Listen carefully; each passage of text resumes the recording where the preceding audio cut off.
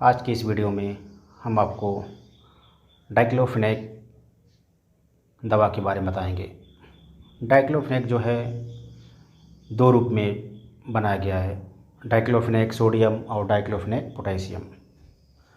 ये एक anti inflammatory non steroidal pain killer है जो कि दर्द बुखार में इसका इस्तेमाल किया जाता है। इसकी ये दवा कहीं भी किसी तरह का भी दर्द हो उसमें इस्तेमाल कर सकते हैं। इसका कई रूप है, जैसे कि ओरल, मतलब हम इसको मुंह से भी ले सकते हैं टैबलेट के रूप में। इंजेक्शन, इसके इंजेक्शन दो टाइप्स के आते हैं। एक आईएम मीन्स इंट्रामस्कुलर लगा सकते हैं और आईवी इंट्रावेनस भी लगा सकते हैं। इंट्रावेनस जो इंजेक्शन लगाते हैं उसको कम से कम 100 ml एनएस में या D5 में लगा सकते हैं। तो और इसके कई mode of route of administration है, जैसे कि इंट्रावेनस, आईएम और ओरल, ये तीन हो गया। चौथा है कि हम एनल रूट से भी दे सकते हैं। इसका एनिमा टाइप का बना के एनल रूट में दिया जा सकता है और लोकल एप्लीकेशन के रूप में भी इसका इस्तेमाल कर सकते हैं। जो क्रीम वगैरह आती है पेन किलर्स, उसमें इसको मिलाया जाता है पेन किलर के रूप में, जो लोकल एप्लीकेशन के रूप में काम करता है। तो ये हुई इसके बारे में। लेकिन ये दवा फ़ायदेमंद या प्रभावकारी तो है, लेकिन नुकसानदेह भी है। नुकसानदेह इतनी है कि बहुत ज़्यादा इसका दुष्प्रभाव पड़ सकता है।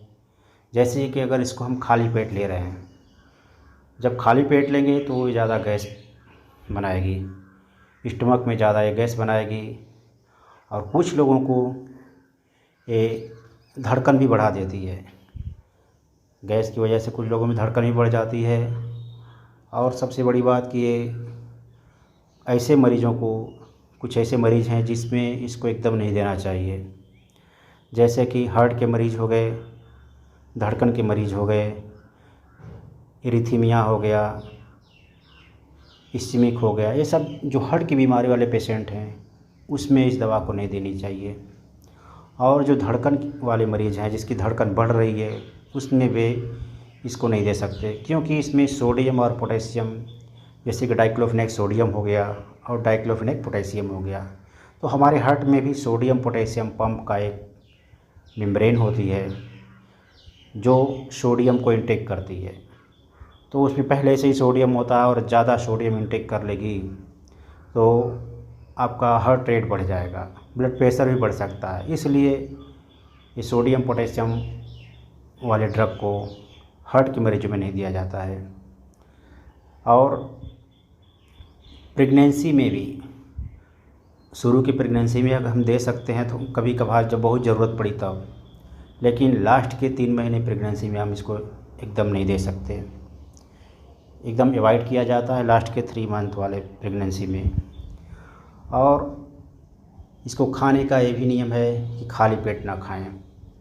इंजेक्शन जो है आईएम इंजेक्शन कम से कम आधे घंटे में काम कर जाता है। आईवी इंजेक्शन जो है 10 मिनट में काम कर जाता है। और लोकल एप्लीकेशन के जो रूप में लगाते हैं वो भी आधे घंटे में काम करता है। तो इसका मोड ऑफ एडमिनिस्ट्रेशन के हिसाब से इसका मोड ऑफ एक्शन भी है। सबसे फास्ट एक्शन में आएगा आईवी रूट्स, क्योंकि ये डायरेक्ट वेनस में चला जाता है और ब्लड से सप्लाई हो जाता है। लेकिन आईवी रूट्स सब नहीं दे सकते, ये हॉस्पिटल में ही डॉक्टर ही दे सकते हैं। आप रिस्क न लें इसको। और इसका इस्तेमाल डाइक्लोफेनेक पोटेशियम कम्बिनेशन का इस्तेमाल माइग्रेन के मरीज़ में भी कर सकते हैं, क्योंकि डाइक्लोफेनेक पोटेशियम माइग्रेन में ज़्यादा रिस्पांस देता है। इसको देने के कई नियम हैं। इसका टैबलेट जो होता है 50 mg में आता है, 100 mg में आता है। तो पहले 50 mg का टैबलेट माइग्रेन में दें, फिर आधे घंटे बाद फिर 50 mg दें। इकट्ठा 100 mg ना दें, 50-50 mg का 2 डोज दें। और फिर 4 से 6 घंटे बाद 50-50 mg दे सकते हैं। मतलब टोटल दिन भर में 200 mg हम डाइक्लोफेनेक पोटेशियम माइग्रेन में दे सकते हैं। माइग्रेन में अच्छा रिस्पांस है इसका, इसलिए हम दे सकते हैं। और सबसे बड़ी बात है कि ये दवा ख़तरनाक भी है, क्योंकि जो एज के अनुसार एक दवा ख़तरनाक है। 45 बरस के बाद वाले में मरीज़ों में हम इसको नहीं दे सकते। बहुत रेयर केस में दे सकते हैं, लेकिन उसमें क्या होता है कि उन लोगों की हार्ट रेट और धड़कन वगैरह जो भी है और हार्ट अटैक वगैरह की संभावना ज़्यादा हो जाती है, क्योंकि उनका हार्ट थोड़ा सा अब मूवमेंट कमज़ोर हो जाता है और उसमें इस दवा का नुकसान ज़्यादा हो सकता है। तो इसलिए 45 या 50 वर्ष के बाद में मरीज़ों में इसका इस्तेमाल नहीं करें तो अच्छा है। और इससे नीचे वालों में भी इसका इस्तेमाल कर रहे हैं तो सावधानीपूर्वक करें, क्योंकि ये उनमें भी नुकसान कर सकता है। अगर पेशेंट खाली पेट ले लिया तब भी नुकसान कर सकता है। तो इस दवा का इस्तेमाल करिए, लेकिन सावधानीपूर्वक करिए। और ये प्रभावकारी दवा भी है। हाँ, ये दवा बहुत जगह बैन हो गई है। इंडिया में भी बैन होने वाली थी, लेकिन अभी बैन नहीं हुई है, क्योंकि ये पशुओं में इसका बैन हो गया है। पशु में इसका इस्तेमाल नहीं कर सकते, और ह्यूमन में भी इसका इस्तेमाल होना धीरे धीरे कम हो रहा है। लेकिन रिस्पांस अच्छा होने की वजह से इस दवा को हम चला रहे हैं अभी भी। तो आखिर में यही कहना चाहूँगा कि ये दवा ले रहे हैं तो सावधानीपूर्वक लीजिए। और डॉक्टर से भी अनुरोध है कि उसकी मेडिकल हिस्ट्री जान के ही इस दवा को दें। उसको पहले मेडिकल हिस्ट्री पता करें कि कोई दवा तो हार्ट वगैरह की दवा तो नहीं चल रही है, उसके हिसाब से इस दवा को दें। अन्यथा ज़्यादा दुष्प्रभाव हो सकते हैं, और इसका दुष्प्रभाव लीवर और किडनी पर भी ज़्यादा होता है। तो बेटर होगा कि इस दवा का इस्तेमाल कम ही करें, बहुत इमरजेंसी हो तभी करें, और अपने डॉक्टर से सलाह लेकर ही दवा का इस्तेमाल करें। अन्यथा खुद डॉक्टर न बने, नहीं तो महंगा पड़ सकता है।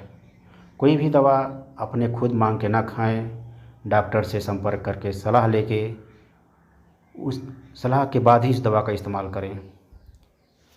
तो इसी के साथ ये भी कहना चाहूँगा कि आप मेरे चैनल को सब्सक्राइब कर लें और अपने दोस्तों के साथ शेयर भी कर दें, क्योंकि मैं आप लोगों को मेडिकल रिलेटेड और मेडिसिन संबंधी जानकारियाँ देता रहता हूँ। और सबसे बड़ी बात है कि आप इससे जानकारी ले सकते हैं और जागरूक भी हो सकते हैं। तो मेरे चैनल को सब्सक्राइब कर लीजिए। धन्यवाद।